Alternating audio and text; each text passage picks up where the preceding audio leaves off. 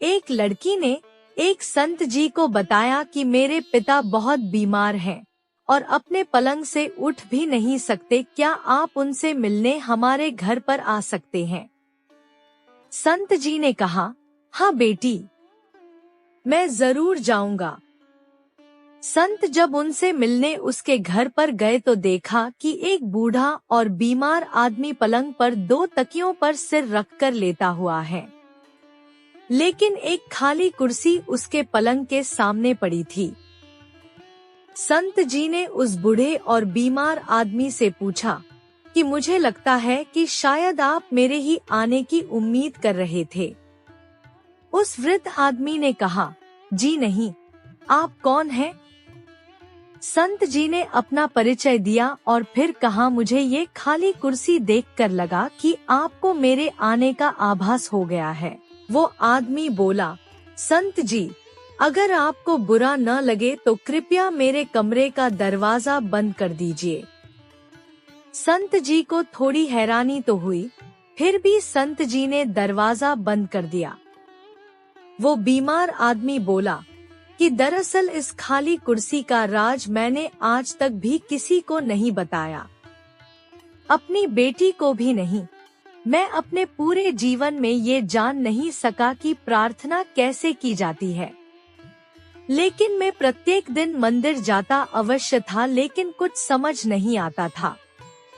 लगभग 4 साल पहले मेरा एक दोस्त मुझसे मिलने आया। उसने मुझे बताया कि हर प्रार्थना भगवान से सीधे ही हो सकती है। उसी ने मुझे सलाह दी कि एक खाली कुर्सी अपने सामने रखो और ये विश्वास करो कि भगवान खुद इस कुर्सी पर तुम्हारे सामने बैठे हैं। फिर भगवान से ठीक वैसे ही बातें करना शुरू करो जैसे कि अभी तुम मुझसे कर रहे हो। वो हमारी हर फरियाद सुनता है और जब मैंने ऐसा ही करके देखा मुझे बहुत अच्छा लगा। फिर तो मैं प्रत्येक दिन 2 घंटे तक ऐसे ही भगवान से बातें करने लगा। लेकिन मैं इस बात का विशेष ध्यान रखता था कि मेरी बेटी कभी मुझे ऐसा करते न देख ले। अगर वो देख लेती तो उसे लगता कि मैं पागल हो गया हूँ। ये सुनकर संत जी की आंखों में प्रेम और भाव से आंसू बहने लगे। संत जी ने उस बुजुर्ग से कहा कि आप सबसे ऊंची भक्ति कर रहे हो। फिर उस बीमार आदमी के सिर पर हाथ रखा और कहा, अपनी सच्ची प्रेम भक्ति को जारी रखो।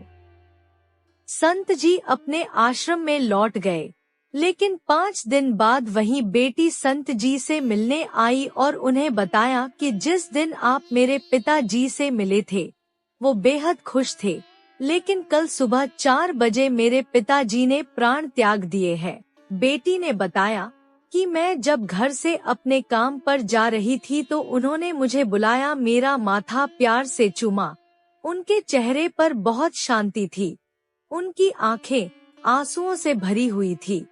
लेकिन वापस लौटकर मैंने एक अजीब सी चीज भी देखी। वो ऐसी मुद्रा में अपने बिस्तर पर बैठे थे जैसे खाली कुर्सी पर उन्होंने किसी को गोद में अपना सिर झुका रखा हो, जबकि कुर्सी तो हमेशा की तरह खाली थी।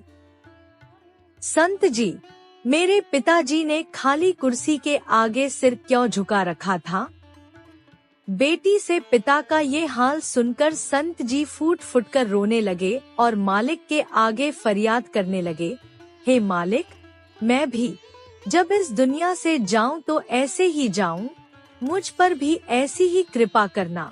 यदि हम भी इसी तरह अपने इष्ट देव की गोद में बैठकर यहाँ से जाना चाहते हैं तो प्रत्येक पल आप अपने इष्ट देव की उपस्थिति को हर जगह महसूस करेंगे। एक दिन हमारी अवस्था भी अवश्य बदलेगी।